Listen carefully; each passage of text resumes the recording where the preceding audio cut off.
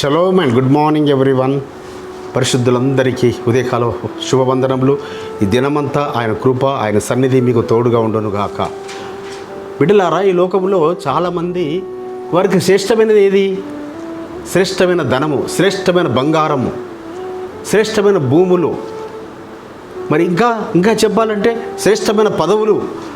మరి ఆ ప్రాంతంలో ఉన్నతమైన పదవులు కావాలని, ఉన్నతమైన పదవులలో ఉండాలని, ఇలా ఈ లోకస్తులు లోకమును ప్రేమించే వారికి శ్రేష్టమైనవి అనేకమున్నవి. కానీ పరమతండ్రికి శ్రేష్టమైనది ఏది? పరమతండ్రికి శ్రేష్టం. మరి దావీదు గారు రాస్తున్నారు అంటే, దావీదు గారు ఎవరి గురించి రాస్తున్నారు? నజరేయుడైన మన రక్షకుడైన యెహోవా మెస్సీయ వారి ఉద్దేశాన్ని రాస్తున్నారు. అందుకే ఏమంటున్నారు? కీర్తన గ్రంథములో 16వ అధ్యాయము 3వ వచనములో, నేను ఇలాగందును, భూమి మీదనున్న భక్తులే శ్రేష్ఠులు, వారు నాకు కేవలం ఇష్టులు. సో చూడండి, యెహోవా మెస్సీయ వారు ఏమంటున్నారు? ఎవరు ఆయనకు శ్రేష్ఠులట? ఈ భూమి మీద భక్తులు శ్రేష్ఠులట, వారు ఆయనకు కేవలం ఇష్టులట. కాబట్టి ధనం ఉన్నవారు కానీ, ఐశ్వర్యవంతులు కానీ, రథములు ఉన్నవారు కానీ, లేకుంటే పెద్ద పెద్ద కార్లు ఉన్నవారు, పెద్ద పెద్ద బిల్డింగ్లు ఉన్నవాళ్ళు కానీ శ్రేష్ఠులు కాదట. ఆయన భక్తులు శ్రేష్ఠులట. అందుకే అబ్రహాము, ఇస్సాకు, యాకోబులను బట్టి వారి యొక్క సంతానమును ఎలాంటి దేశమునకు నడిపించాడు?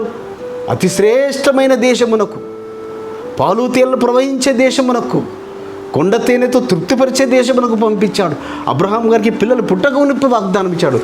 భక్తులారా, మీకు అదే వాగ్దానం ఇస్తున్నాడు ఆయన. మీ పిల్లలకు వారిని శ్రేష్టమైన ప్రాంతంలో ఉంచుతాడు, శ్రేష్టమైన దేశాల్లో వారిని స్థిరపరుస్తాడు, శ్రేష్టమైన చదువులు చదివిస్తాడు, శ్రేష్టమైన ఉద్యోగాలను ఇస్తాడు. మరి మందిరాలలో వారిని అతి శ్రేష్ఠులుగా నిలబెట్టుకుంటాడు. శ్రేష్టమైన ఆరాధన చేసేవారుగా, శ్రేష్టమైన పాటలు పాడేవారుగా, శ్రేష్టమైన మ్యూజిక్ ఇన్స్ట్రుమెంట్స్ ప్లే చేసేవారుగా, శ్రేష్టమైన ఉపదేశాలు అందించేవారుగా మీ సంతానమును ఆయన అతి శ్రేష్ఠులుగా చేస్తాడు.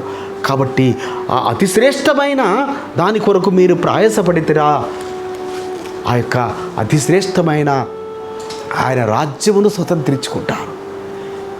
ఆ శ్రేష్టమైన వాటి గురించి, ఆయన శ్రేష్టమైన వాక్యమును మీరు విని ఆ వాక్యానుసారముగా మీ జీవితాలను, మీ కుటుంబాలను కట్టుకున్నారా? దినదినము మీరు వాక్యమును ధ్యానించారా, చదివారా, ధర్మశాస్త్రం దివారాతులు ధ్యానిస్తున్నారా? మిమ్మలను శ్రేష్టమైన భక్తులుగా ఆయన ఎన్నుకొని అతి శ్రేష్టమైన దేశమునకు మీకు వారసులుగా చేస్తాడు. ఆ విధంగా పరమతండ్రి కృప చూపునుగాక. పరిశుద్ధుల వేరే తండ్రి, అవును నాయన, మీరు వాగ్దానములు ఇస్తున్నారు. మీ వాగ్దానములన్నీ సత్యమైనవి. మీ భక్తులే శ్రేష్ఠులు, వారి కేవలం మీకు ఇష్టలు. ఆ విధంగా మమ్మల్ని అందరినీ శ్రేష్ఠులుగా మార్చమని నజరేయుడైన యెహోవా మెస్సీయ నామమున స్తుతించి ప్రార్థించి పెట్టుకుంటున్నాం పరమ తండ్రి.